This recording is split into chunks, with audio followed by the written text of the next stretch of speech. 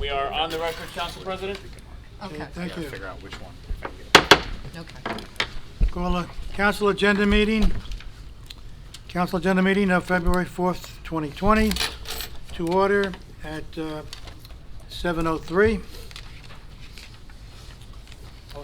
Posted of notice. Adequate notice of this meeting has been provided in accordance with the requirements of the Open Public Meetings Law by filing the notice in the office of the Township Clerk and by posting the meeting notice on the bulletin board at the Municipal Building on December the 18th, 2019, where it has been remained posted since that date. A legal notice appeared in the Daily Record and the Newark Star Ledger on December the 23rd, 2019, and was forwarded by fax to other local newspapers and local radio stations on December the 18th, 2019. Council meetings are videotaped and aired on Cablevision, Public Access Channel 21 at 11 a.m. on Sundays, and are also available for viewing at www.parsippany.net. Please join me in a flag salute. Loretta? I pledge allegiance Of the United States of America, and to the republic for which it stands, one nation, under God, indivisible, with liberty and justice for all.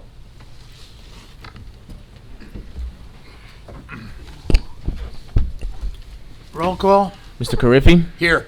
Ms. Grignani? present. Ms. McCarthy? Here. Ms. Peterson is excused. Mr. DePiero? Here. Okay, also in attendance are Mayor Michael Soriano, Business Administrator Keith Kasmark, Township Attorney Jim Lott, CFO Ann Cucci, Township Clerk Colette Madden. Council President, we have a quorum. You may begin. Thank you. Upcoming meetings, February 18th, 2020 at 7 p.m., our regular meeting, and at March 3rd, 2020 at 7 p.m., our agenda meeting. Mayor, presentations. Thank you, Mr. Council President. The only presentation I have is this. Next Friday is Valentine's Day. And it shouldn't just be a day that you remember your sweetheart, someone that you have romantic love with, but there are people in everyone's lives that sometimes you forget to tell them how you feel about them. Friends, family members, distant family members. So I would say in the next week, everyone here try to reach out to one person that you care about, that you haven't heard from in a while, that you haven't talked to in a while. And I want to wish everyone here and the entire township a happy Valentine's Day. Thank you. That Thank you, concludes Mayor. my report. Well, you have some Well, recommendations for the Knoll Well- Advisory Committee, too. yes. That's, well, we have 10 names. I'm submitting them here. Hold on, where's my agenda? Hold on. Right, thank you. Okay. And I will read them as follows. The Knoll Country Club Golf Advisory Committee. I am between myself and in collaboration with Council President DiPiero, we are submitting these names for approval by the council. And they are Kevin Brancato, Phil Marshall, David Fulton, Pat Lanza, Brad Muniz, Davey Willens, Donna Piero, Al Paradise, Jim Curry, Adam Gragnani. Now, I'll make a motion. before a motion is made, for the record, these are 3-year appointments, and if there are no objections on any of them, we'll do one motion approving everyone instead of individual motions. I apologize. Mr. Carriffy, go ahead. I'll make a motion to approve the whole list. Second. Okay, we have a motion made by Mr. Carriffy, seconded by Ms. McCarthy. Discussion? Just one point. When, in the last 2 years, when we were having problems with running to the Knoll by our Kemper organization, most of the names on this list, which was the original advisory committee, these were the members. Out of all of the members at the Knoll, east or west, these were the people that came to our council meetings, several of them, and expressed concern about the well-being of the Knoll with Kemper in command. So these are the ones who actually had cared enough to come to council meetings and express their concern about the well-being of the Knoll. So this is a very good committee to be appointed. Okay. Any other discussion? Okay, roll call. Mr. Carriffy? Yes. Ms. Grignani? Yes. Ms. McCarthy? Yes. Mr. DePiero? Yes, Motion passes. and I thank the mayor for appointing them. There will be 2 more appointments forthcoming to round out the committee for an even number of 12. Fine. Okay.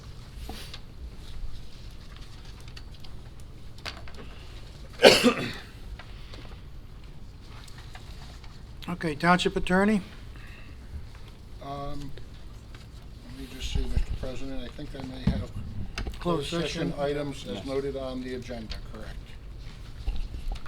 No changes to that closed session agenda? Correct. Okay, thank you. Mr. Administrator? Good evening, Council President. First, I just want to report out a few items that are on the agenda tonight. We have the approval of the ASME contract. ASME represents the blue-collar supervisors in the township throughout various departments. We also have for your review the award of the Rogers Group contract, which would allow for the accreditation process to start with the Parsippany Police Department. We have 5 tax appeal settlements on for tonight. Our tax assessor is here, so when we do get to the consent agenda portion of the meeting, if there are any concerns or questions, Dan is here to answer those questions. There's also a resolution with regard to an application that we need to file with the Department of Environmental Protection relative to the reestablishment of Well 20, which the council was briefed on in a previous executive session. I also have 1 executive session matter related to personnel.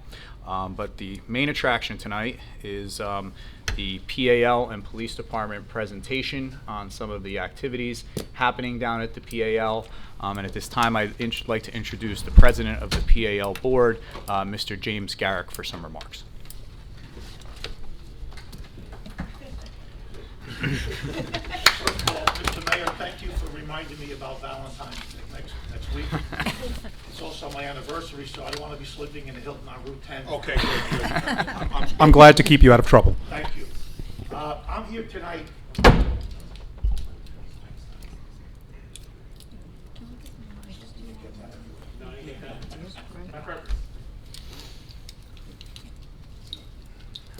I taught for 37 years. I never used one. You don't of need a these. mic. It doesn't sound like you need a mic, but we just need it for the record. Also, get my voice. I'm here tonight, and my name is Jim Garrick. I thank you very much for having us tonight. And I'm going to introduce Sam in a few minutes. He's going to put the presentation on. And we're looking good. And yeah, and I've been with the board for over 12 years, I guess.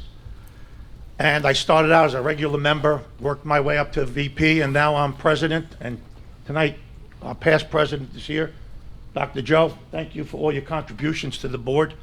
But I just want to talk about last March, Sam Yodice was hired as our executive director. And it's been quite a year for us.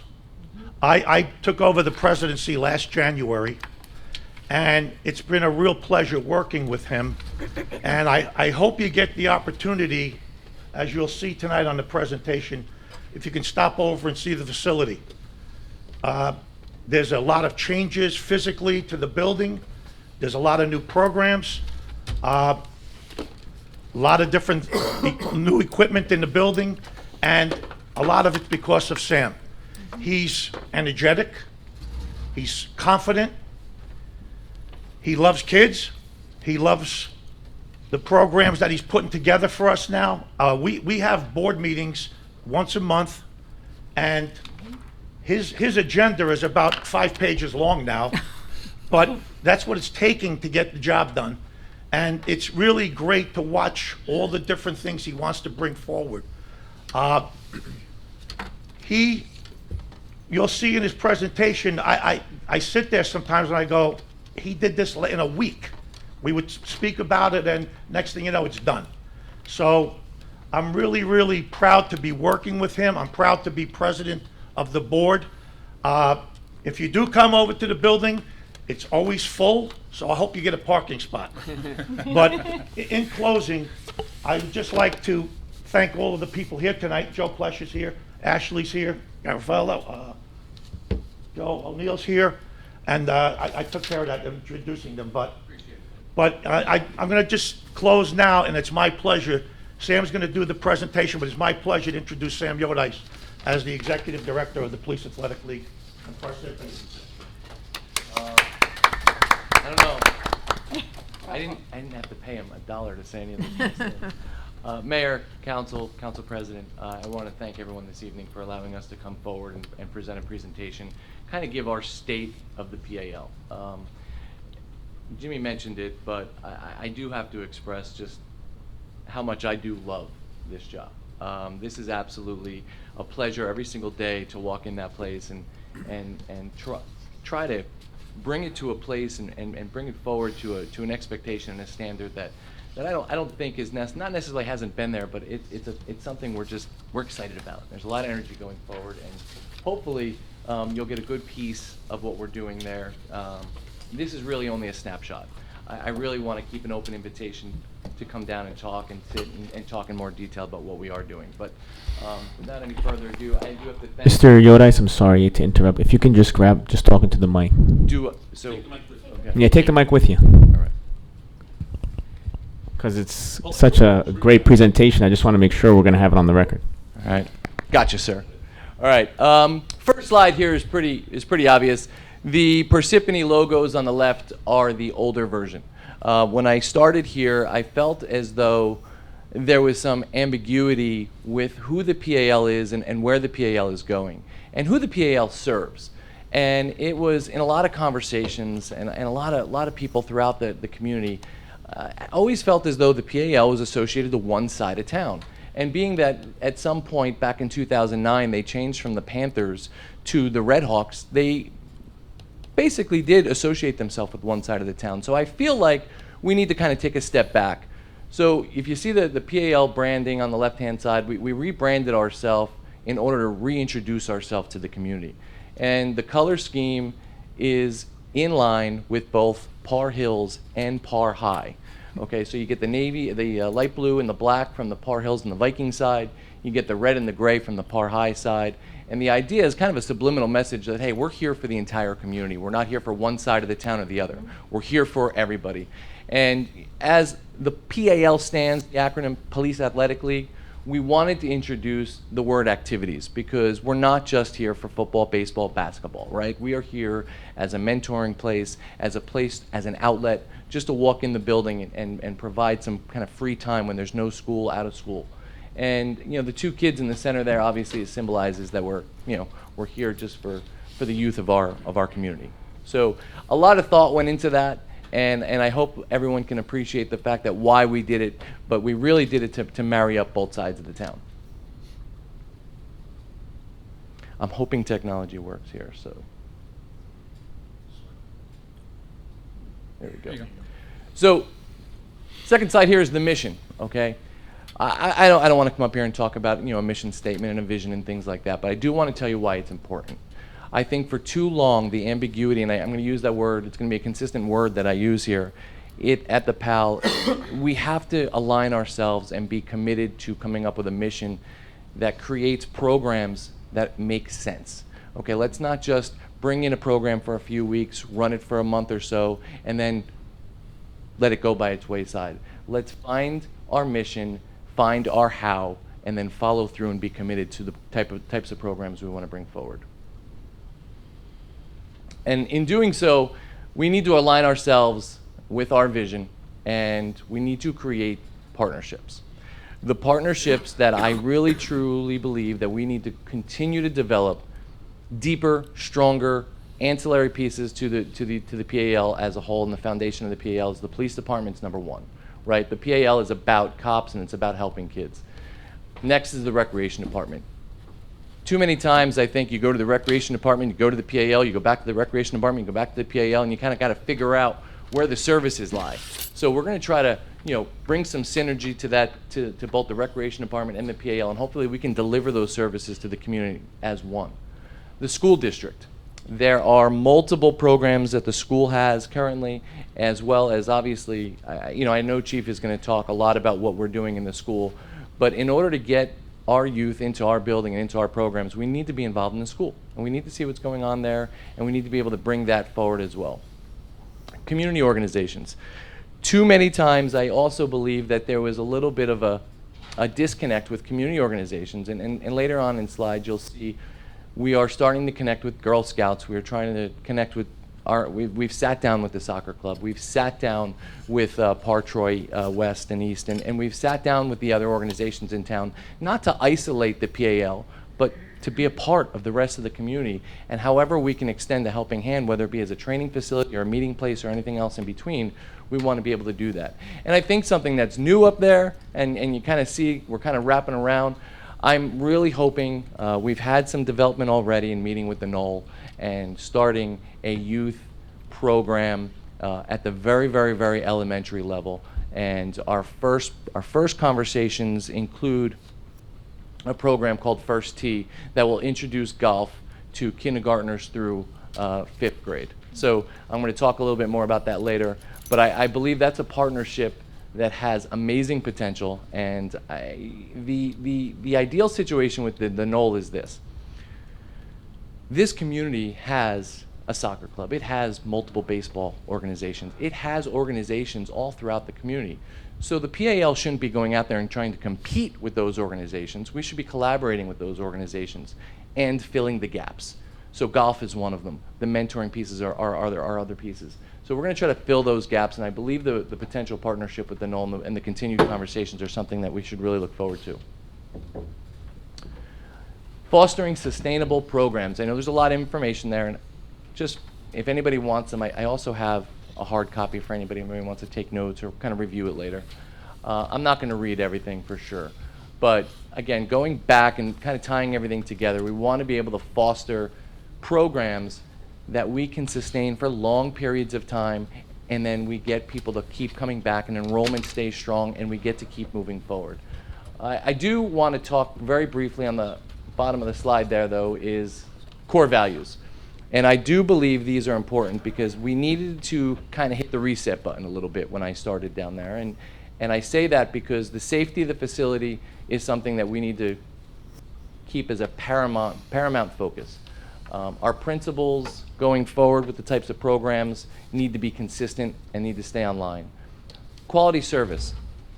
I say that, and I have to just kind of throw a little shout out to Ashley. And since she's been kind of on our team down there, she's been nothing but exceptional in working with me. The rest of the team that is down there, I know the township is only aware of 2 or 3 employees that are kind of on the township payroll per se, but we do have about a dozen other employees that we employ down there at the PAL, and it's our job, it's my job as a supervisor to make sure that we are providing quality service that makes complete compassion and empathy towards, or provides complete compassion and empathy and good customer service to our community. Diversity and inclusion. The foundation was set with our special needs program a long time ago, and we are going to continue to move that forward, and we're excited about it. Transparency. I do think, I've sat in many board meetings now, I think it is only a priority. It has to be a priority for our organization to be transparent throughout the community. And accountability. That one, I'm going to be selfish on that one. That one's on me. I'm accountable to obviously each one of you up there, and I'm accountable to this community, and I will hold the PAL organization accountable to this community. And I believe we need to be able to put our best foot forward every day, and that accountability piece starts with me and will filter down through the rest of the organization. And finally, learning and improving. I will never sit up here and claim that we're doing everything right. I will never sit up here and claim that I know everything. But I do know every single day I will walk in that place and we will figure out how to learn and get better every single day. So a little slide on the left and the right. Slides on the left, 25 to 30,000 people. That is how many people actually walk through those front doors every year. I don't know if everybody knows that number. We did some small calculations.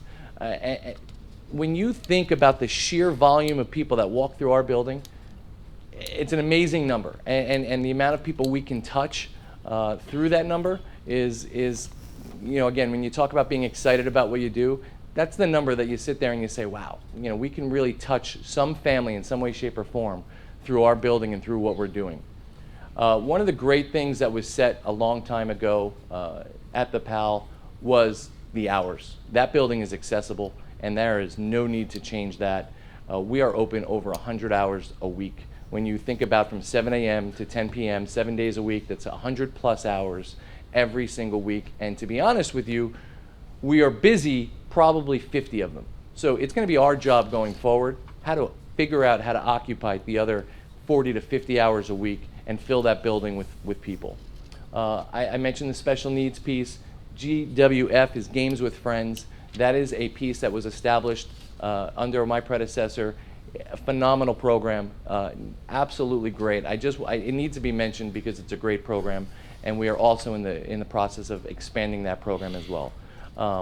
JALP as well. That's a program I know the chief will speak more on, but that is something, the Junior Accountability Leadership Program, one of our mentoring pieces in the PAL that is, again, just an impactful program.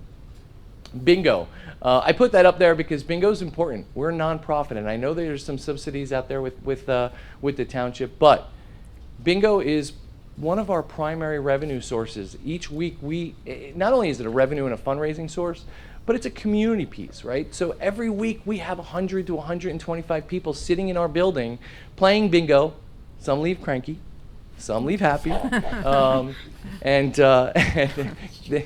especially when the progressive gets high and they have to actually claim it, right? They're not happy about that one. But overall, look, the foundation is set at the PAL to be able to bring our organization to the next level and the standard that we really are looking forward to achieving. On the right side, the foundation set, there's a ton of positives I can talk about, but there have been challenges as well. And safety compliance. To be very honest with you, the building was neglected, and we were out of compliance in a number of areas. The safety of the building was questionable at best. Ambiguity, I mentioned that earlier. I think we need to be more clear on who we serve and how and why we serve and why we're running each program. The facility maintenance piece, again, there was neglect there, and we've started to address those issues. Direct programming. I say that because for a long time the PAL subcontracted or worked with people to run programs and didn't run a lot of things directly. They didn't have a real control on what they were running. And we're going to try to change that model, and we want to bring our programs in and control those programs so we can make sure that they're running to the expectation. Community partnerships. I have a whole slide on that. We're going to talk more, but I believe it takes this entire community to build what we want to build at the PAL. And the last piece there is rentals. A big piece of the revenue stream for the PAL has always been rentals, renting out that facility. They've generated over $130,000, $140,000 a year on rentals. I want to find a way to get away from that, and I do have a plan for that. But the reason for that, more importantly, is the fact that you have to realize every time we rent out that building, every time we bring in a tricky tray or a beefsteak or something other, we're closing that room or we're closing that building down to our kids and our youth and programs that could be running. Not that there's not a place for tricky trays and beefsteaks and things like that, but is it aligned with our vision? Is it aligned with what we're trying to do? I'm not quite sure, and we need to be able to open those doors to our kids and more programming, and that's the idea there. Our facility improvements, I'm going to start touching on some of these issues. The first thing we did, we had a facility inspection and safety audit, an actual company that comes out and looks at all of the safety equipment and all of the athletic equipment that's in the building. We were unsatisfactory in many areas, and most of them have been addressed by now. Daily site maintenance. We now have hired a company that comes in every single morning. They're there every morning at 5 a.m. We actually check on camera. I'm not there at 5 a.m. I'm never going to claim to be. But he's in there at 5 a.m. and he runs through the building and gets a look at every room and cleans, both cleanliness and for sanitary reasons. That is incredibly important. Deep cleanings. I am requiring that maintenance crew to have a lavatory and locker room deep cleaning every quarter. Okay, that was something that when you see some of the slides later, you'll know why that's necessary. When I started in March, and my first full month here, we had a fire prevention inspection, and I was very welcoming to our fire prevention team. I was looking forward to fire prevention, and we walked the building and we had 33 fire code violations. 33. As of, and you can look at the date there, 1/21/19. Yes, this week we are down to 4, and I'm going to say those 4 are relatively nothing significant, but these are items that are very, very, very doable, and we're happy to be able to been able to turn that around in less than 10 months. So our APR room, which is the large all-purpose room, that's had a complete makeover and complete facelift. It doesn't look anything like you're used to it ever being if you've ever been in that room. It's a completely different color. There's no signs.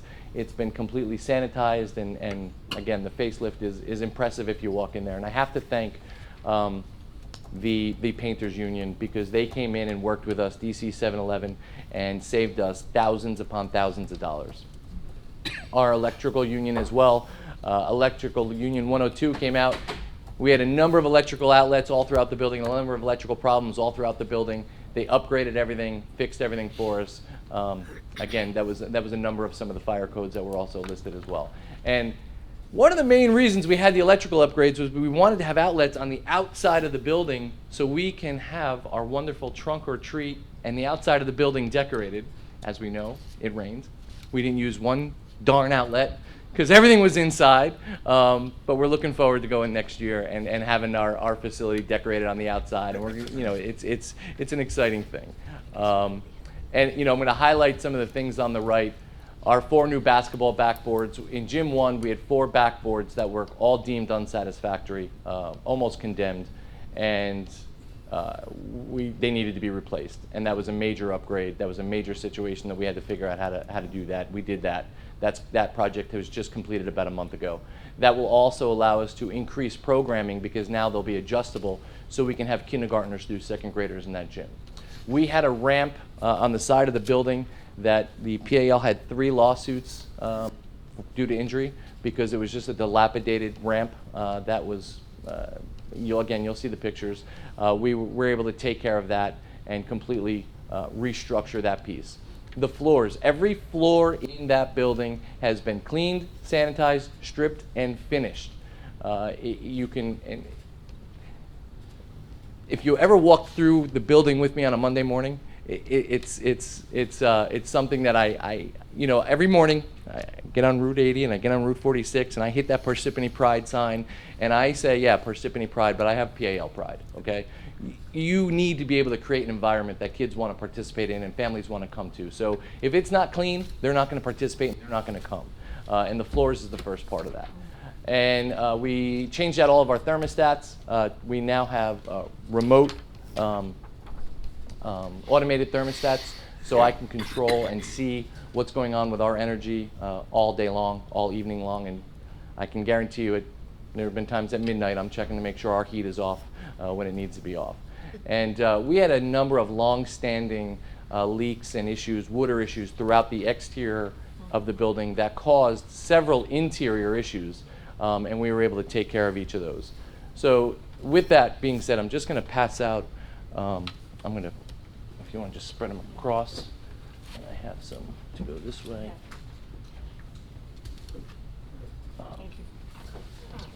There's packets for everybody. Oh, okay. I believe I have one for everyone. If I don't, let me know. I'm not going to go through each picture. That's more for your reference. They're mostly before and afters, but I do want to touch on some of the facility issues. This is the ramp that we're talking about. This ramp is on the side of the building. It's a loading ramp for a number of issues, number of events, wheelchair accessibility as well, and it was literally falling apart. And again, this was the issue with that we had a number of lawsuits. We were able to kind of take care of that and make sure that is up to code. This is some of the water issues we had. We had water and leader issues where the leaders were not connected to any kind of drainage system. So all of the water that was coming off of our 40,000 square foot roof was essentially just sitting in our foundation, causing a lot of water damage throughout the building. You could see one of the leaders there down in the middle. That is just a situation where somebody just needed to go up there and clean it out. And I can tell you, not because I'm trying to put a little pat on my back, but I was up there elbow deep in muck in our leaders, cleaning it out. And the one all the way to the right, again, it just drainage issues that were just neglected for a long, long time. Top left picture there is our flagpole. Yes, our flagpole in the United States of America, our flagpole was kind of just sitting there uprooted, and it didn't take much, right? It's a little pride. Let's just go in there and do the right thing. Bottom picture there is our bathrooms. On the left, grout lines, rather dark. On the right, hey, it's amazing what a little cleaning can do. And the pictures to the right are I can't even make up that top picture. That is literally a classroom that kids would go in, and that's what the floors look like. The pictures probably don't do it justice. The picture to the right is after it was done. And the picture on the bottom is the hallway floor. On the left, you can kind of see the finished piece, and on the right, you can see where it was obviously, still obviously rather dirty. So these are the things that we're working on. And moving forward, the biggest task that I probably had to take on as well was when we took over, we had a non-compliant warming center. So the PAL is a warming center for the county. And we had 3 heating units that were down on the roof, which I walked into in March and didn't realize on half of the building we didn't have heat. The heat exchangers were gone in 3 of our rooftop units on the roof. After getting proposals to replace 3 of those units would have cost us about $50,000. So I can tell you now, we do not have $50,000. Our treasurer is over there.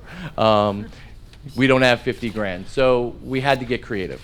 And we kind of scoured programs, and we scoured different ideas and thoughts and different things. And I also was kind of kicking the idea and kind of venting more so to Kurt Dabrowski at the Knoll. And he talked about Donnelly Energy and talked about what was done up at the Knoll. So we started to explore that option. And all in, we were able to replace 12 rooftop units and upgrade the entire facility to LED lighting. The total project cost, if we would have had to pay for that, was $267,000. We were able to get incentives from the state for $147,000, which still leaves the PAL on the hook for $119,000, but we were also able to work through a 3-year negotiation at 0 interest. Now, with the savings that we are going to see through the energy piece, we'll probably be saving about $1,200 to $1,800 a month, depending on how good we are with our thermostats. That's why I look at them at midnight in my living room. But with that being said, we're looking at a payment over the next 3 years of about $1,500 a month that hopefully is significantly more affordable. And we've now upgraded our entire HVAC system, which would have cost, again, clear over $260,000-$270,000. So it was an incredible project. It was actually a lot of fun. Day of, we were like kids with toys. I mean, we had a 100-ton crane. They were lifting these Volkswagens onto the roof. It was a pretty interesting scene. It was pretty cool. I know there's a lot to talk about going here, and I do apologize, but it's really important that we get some of this off. And first impressions are lasting impressions. We got to create an environment that people want to participate in. Our building appearance is important. The exterior of the building should be compatible with the interior of the building. And our parking lot, our building entry, our landscaping, every piece of what we do has to matter. And it does to us. And if we look good on the outside and we look good on the inside, that means our programming is going to look good, and everything else in between is going to tie in and come together. Moving along, any questions on the facility? Anything I could address? Anything at all? No? Programming. We are creating a bunch of new initiatives. I'm not going to talk a lot about what we did do. I'm going to talk about what we're going to do. And this is one of the new initiatives we're excited to introduce. And we have some planning yet, and we have some figuring out how we're going to implement it. But we've had the conversations with the chief, we've had the conversations with the community policing, and we're looking forward to be able to present this 15-week physical, mental, and character building program, which is P2P, stands for Police to Peer safety and wellness program. So it addresses suicide awareness, it addresses well-being, it addresses social media safety, it addresses all types of social awareness and a lot of things that are going on around us, in this world today. Cops and kids, bridging the gap. It's also just a piece of bringing cops and kids together and trying to figure out, hey, you know what? This matters, and enough is enough. It's another whole educational piece on the voice against bullying. And so I think it's a phenomenal program. I think it's something that, again, when we talk about the PAL, we're going to bring kids together, we're going to bring cops together, and we're going to educate them not only in the physical aspect, but in the mental capacity and the mental wellness as well. Our national PAL, we have a great relationship with the national PAL, partly because we have a board member in Joe Plescia that sits on the national PAL board as well. And we are looking forward to building a much better relationship with the national PAL. And in doing so, last year we did not participate in the national mentoring grant. And this year we're looking forward to receiving that award. And I can't discount that award. That is an award that in the past has been an award up to almost $30,000. I think we're looking at somewhere between $20,000 and $30,000 to run a complete mentoring program. The award hasn't been given yet. I think, we're confident, right, Joe, that we're going to get this award. And this is another piece that we're going to be able to implement as a mentoring piece and bring the inclusiveness to the PAL and touch more families and more kids. We didn't pick up on that. You said you are the treasurer? Okay. Council President, right? I mean, this should be a no-brainer. We should get this one, right? This one's fun. This is an interesting project, and we've sat down with the Girl Scouts here in town, and they wanted to do a community project, and they wanted to do something here with us at the PAL. We had a bunch of conversations. We went back and forth with a lot of different ideas, and this is, I'm going to be a little corny, I apologize. I'm going to preface my joke with installing inspiration, okay? These bathroom stalls, if you've ever walked in our building, are just like any other manila colored or peach colored bathroom, which we can then turn around and promote community, promote kindness, and promote openness. And we have an artist on the police department in Remo D'Alessandro, who is willing to work with our Girl Scouts in basically mocking out all of what we're going to paint and draw and put on the walls, and then the girls are going to kind of fill in the blanks and paint everything. And we're really looking forward to, and you can see some of the comments there, stand up for what is right even when you're standing alone. And we're kind of scouring different quotes and different inspirational messages that we can provide to our community. And again, it's paint, so it's something that could be updated, as time passes. And that will be installed in both the young men and the men and women, and we're also looking to do both men and women's locker rooms. So there's and we actually have talked a little bit about doing some things in the hallway. I will tell you, that's a program where you can kind of veer off, Yeah, So it's really important, and we've been really conscious of making sure we're on point and we're not going to overdo it, and it's done in a classy, tasteful way. So community partnerships. The recreation department, when I sat down, it took some figuring out, some navigation of figuring out how we could work together, but we're on the highway. I mean, we are moving about as fast as you can go. The trunk or treat was one of our first pieces, and the Monster Mash, as everybody knows, we had probably too many people in the building that day. I'm glad fire prevention didn't show up that day. And I will steal a quote from the mayor when he said, Halloween is just better outside, so it just is. So it was a great night. It was a successful night, but it was intense. The rainy day and summer camp. This is something I really think we need to talk about, because the all-day camp program down at Smithfield always struggled on days when it rained, and the PAL was always booked, naturally all summer long. And it never really made an effort at making sure it could work with the camp or the recreation department to provide those days when it rains. Now, all summer last year, we were able to open our doors, and every day that it rained, and it rained a lot last year, Coach B will tell you, Coach B runs the all-day camp down there. She does not like being inside. However, we now have an opportunity to provide our kids with a place to go when it rains, and our families don't have to take a day off from work, and they have that opportunity to come in there. And with that, it's a slash summer camp because we saw what we did last summer, and we're going to parlay that into a complete rotation of having the kids outside and inside and rotate them throughout the camp. And what that will allow us to do, it'll allow us to open up and increase the amount of enrollment that we have in our summer camp.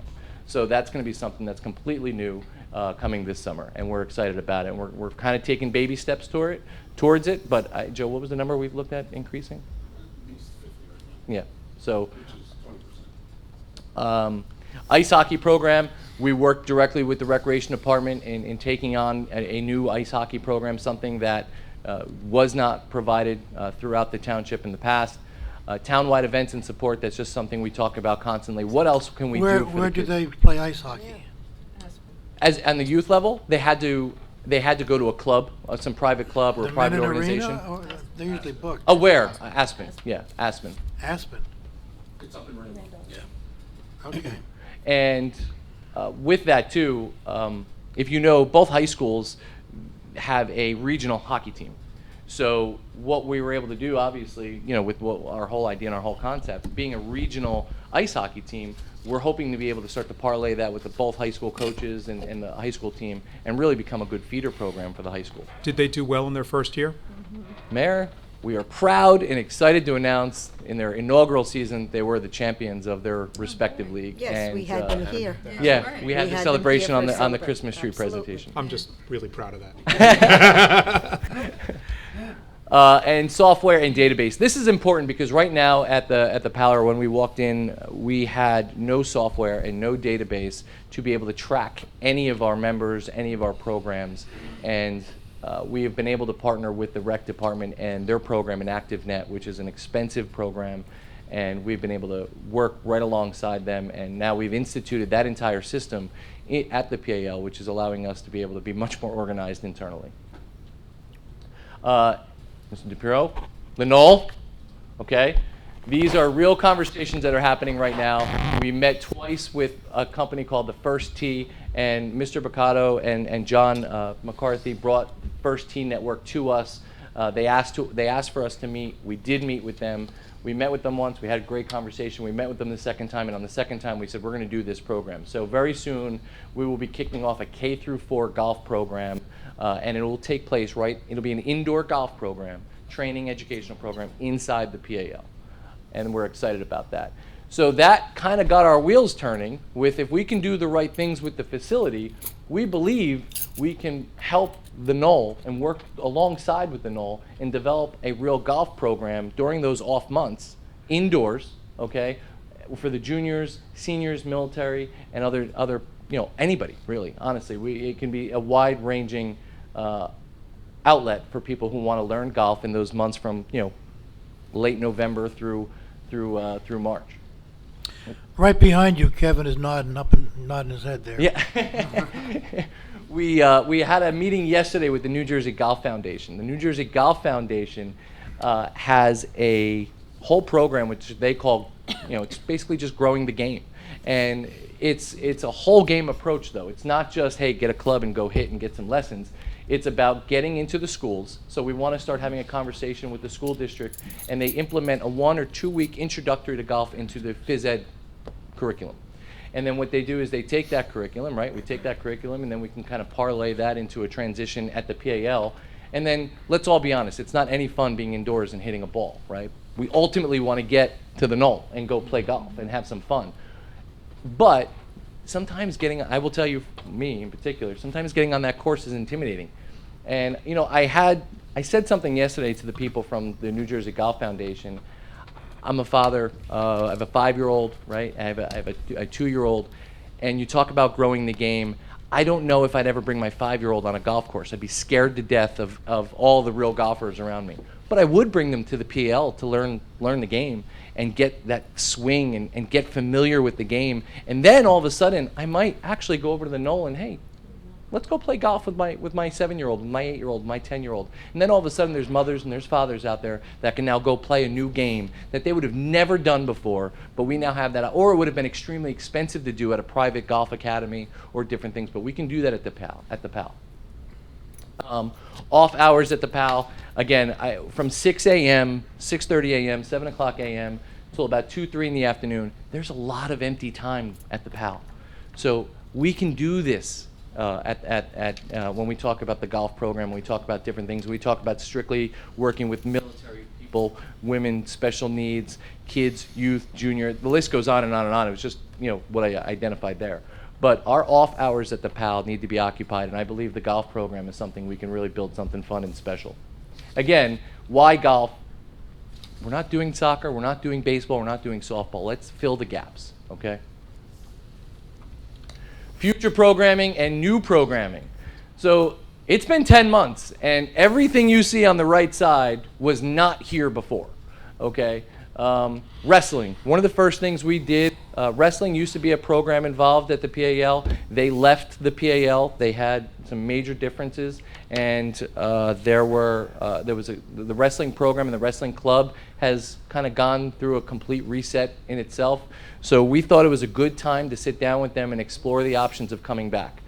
It's a completely new organization, and in doing so, they agreed. So we were able to bring wrestling back from an outside entity, and we brought them back to the PAL, and now they are the PAL wrestling team that we are proud to present and work with every single day. They've been an absolute pleasure to work with for the last 3 or 4 months.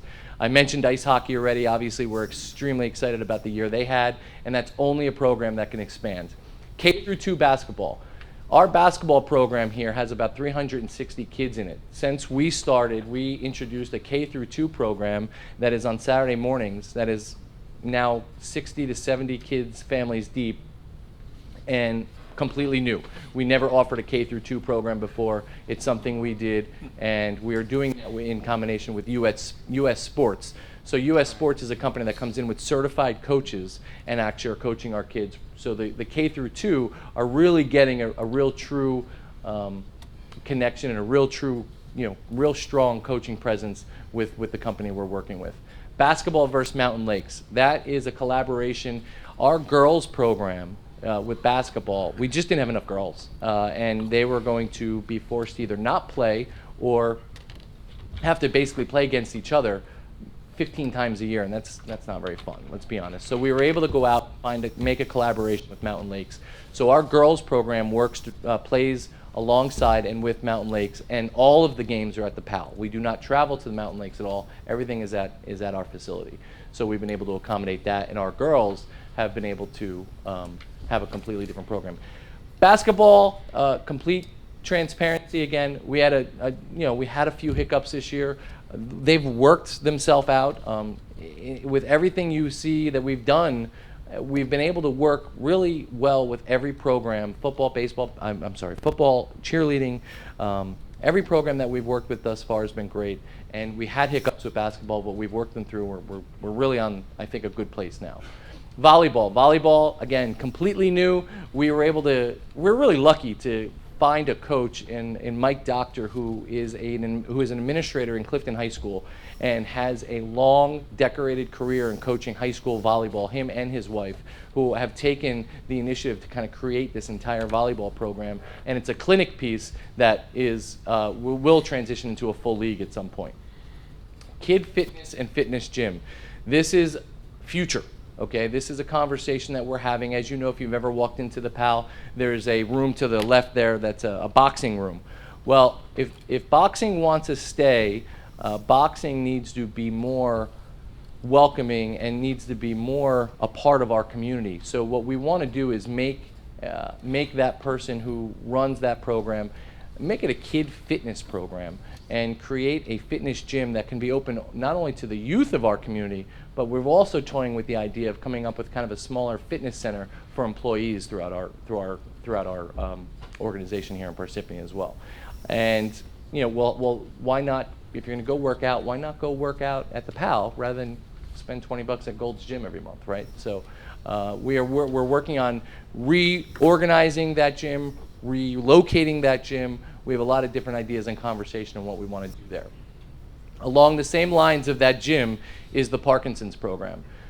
So boxing has evidence-based research that the balance and the motor skills and all of the different things you do in boxing and all of the training you do in boxing actually reduces the degenerative process of Parkinson's. It's a program called Rock Steady Boxing. It's primarily orchestrated right now out west.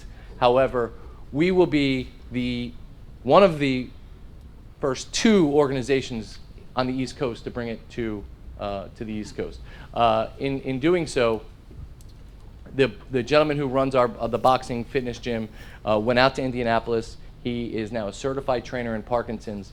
We're looking to partner with Care One, who we've obviously received a substantial donation from, and we will work with patients from Care One. We have some contacts out with Atlantic Health. We have some conversations with neurologists that really firmly believe in this program. And what that will allow us to do is be able to open up our facility at 6 a.m., 7 a.m., 9 a.m., 10 a.m., and get Parkinson's patients training in a really good fitness environment, and obviously help them in a much different way than they've ever been able to work out or train in the past. Competition cheer, last year the girls only had 12 girls. This year they have over 30. That is partly because we're working much closer with our commissioner in both trying to increase enrollment and everything we're doing with our budget and everything else in between. Bingo. The bingo program has been there. The bingo has been fun. However, we decided we're changing everything. Why not change bingo? So we added a second jackpot. So now, as bingo builds and builds and builds, you kind of get a jackpot and then nobody shows up for a few weeks. So now we're going to have kind of an offsetting double jackpot, so you have more opportunity to win, which will, in turn, allow us to fundraise and generate more revenue, right? And Games with Friends is our special needs programs, where our program meets on a weekly basis with all of our special needs kids throughout the community. We have sat with our director who runs that program, and we are adamant that we want to expand that program, not to just kids, but special needs adults. Okay, there are a lot of adults out there that need to find a place to figure out and have that social aspect. And they don't always meet at the PAL. We organize nights at the bowling alley. We organize nights at culinary institutes or restaurants and things like that for the adults. So it's a little bit different. All of these things we want to do at the end of the day cost money. So how are we going to get there?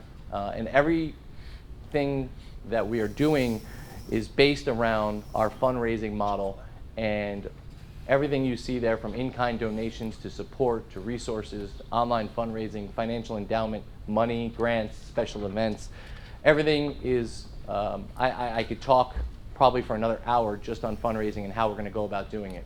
We've been lucky enough in 10 months to align ourselves with 3 corporate private sector companies. Care One was the first one that came, or Chick-fil-A was actually the first one that came on board to give us $5,000 in both donations and food cards for our bingo winners, and they help us dramatically each month being able to subsidize our bingo games. And they are more than willing to come back to the table and talk about more that they can offer through their foundation.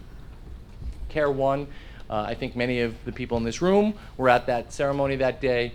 They obviously gave us $5,000, and I kind of tell the story. We sat there and we had a great ceremony, and it was awesome. And the director of Care One that day, she goes, "Well, if I knew all these people were going to be here, I would have put a 2 in front of that 5."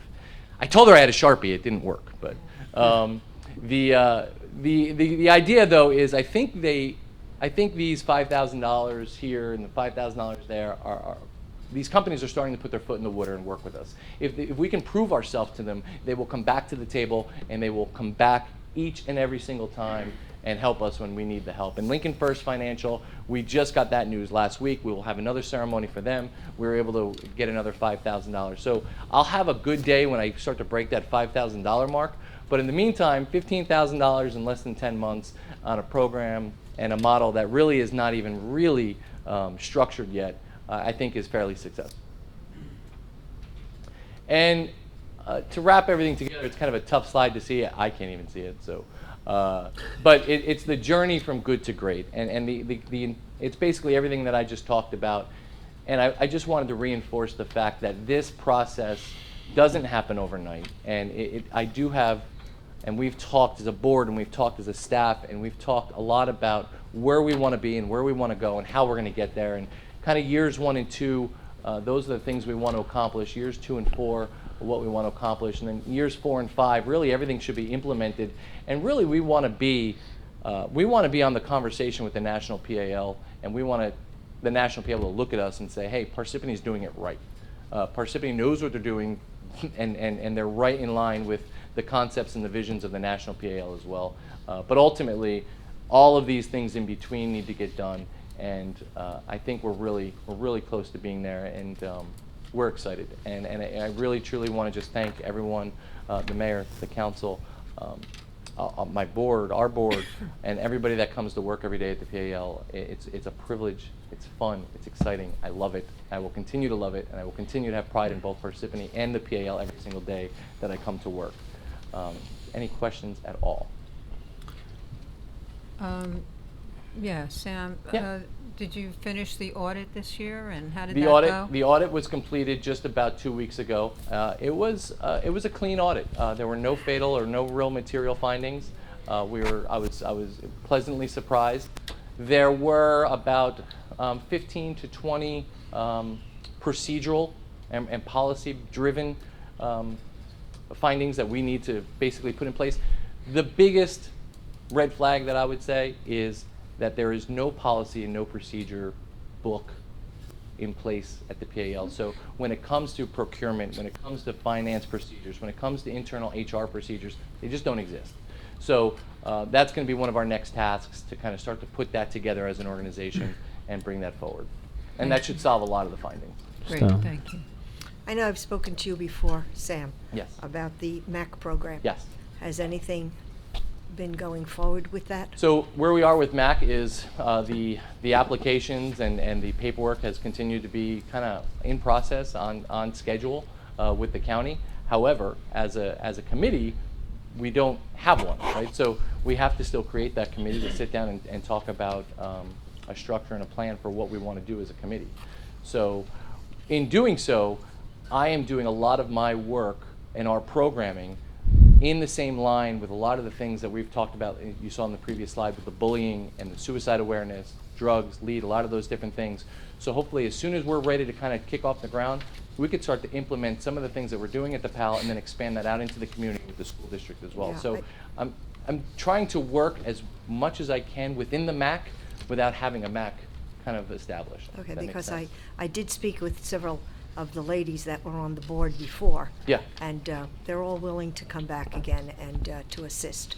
It was a good group of ladies and gentlemen, and they do marvelous. Councilwoman, I before we leave tonight, I'll even sit here and wait if we can set a date to sit down and talk and figure out how we want to move forward. I am all in, you know I am. I would greatly appreciate that. Yes, without a Thank you. doubt. Can you For tell sure. me what the MAC program is? Municipal Alliance Committee. Okay. Just, And through you, Council President, the administration has 3 names to add to that too, so I'll forward that to you. Oh, great. Nice job. The Parkinson's program is unbelievable, and if anybody doesn't believe in that, all they need to do is look up Freddie Roach. Freddie Roach. Freddie Roach is the trainer to Manny Pacquiao, and he is someone who has Parkinson's, and he's survived through all that due to boxing. So it's just something. If you ever need anybody who wants evidence, they can just look that up, and they can see that does work. It is when I've talked and learned and been a part of researching the program, I literally get chills when I think about, what we can do in that building, and we have a facility already set and ready. It's turnkey. It's walk in and let's start the program. Let's go. So, sending Ed Leahy out to get trained was a no-brainer, and we're going to be able to. We really truly believe we can have 30 to 50, if not more, participants in that program in a very, very relatively quick time. Well, Mr. Yotis, thank you very much for your presentation and the board for being here. Mr. Garrick and Joe. One of the things that we talked about years ago was below the VFW building. We own the property below that. Used to be a house there many years ago on that dead-end street. Yes. And we were talking about expanding the parking lot for the PAL, and that's the only spot that would be available to expand the parking lot, so you can get some of those cars off of Baldwin Road. For sure. And as Mr. O'Neill can definitely agree with, we have a. I always park in his parking lot. He can tell you, and it's a struggle every day. I'm in constant conversation with our community neighbors across the street. They come across, they understand, they're good about it, but it's a problem. As a future project, maybe we can look into doing But that. I also have been able to have the conversation with the administrator and our engineer in being able to create a walkway from our parking lot and over the creek, just putting in a small bridge right down to the Smith parking lot. I think that will be able to relieve an exorbitant amount of parking, because right now, between signage and let's be honest, people don't read, right? You know, they come in, they just park where they want to park, and they don't really worry about what the sign says. So we need to do a better job with signage and creating obvious walking points, safe walking points along Baldwin. And the chief, I know, has already done a study. Baldwin is, Chief, 30, 40,000 traffic? Or what was the number? I mean, it was a 20, okay. During business hours. So, and I can't tell you the amount of kids that walk from Starbucks across Baldwin or are coming from the fields and walking down Baldwin to our building. And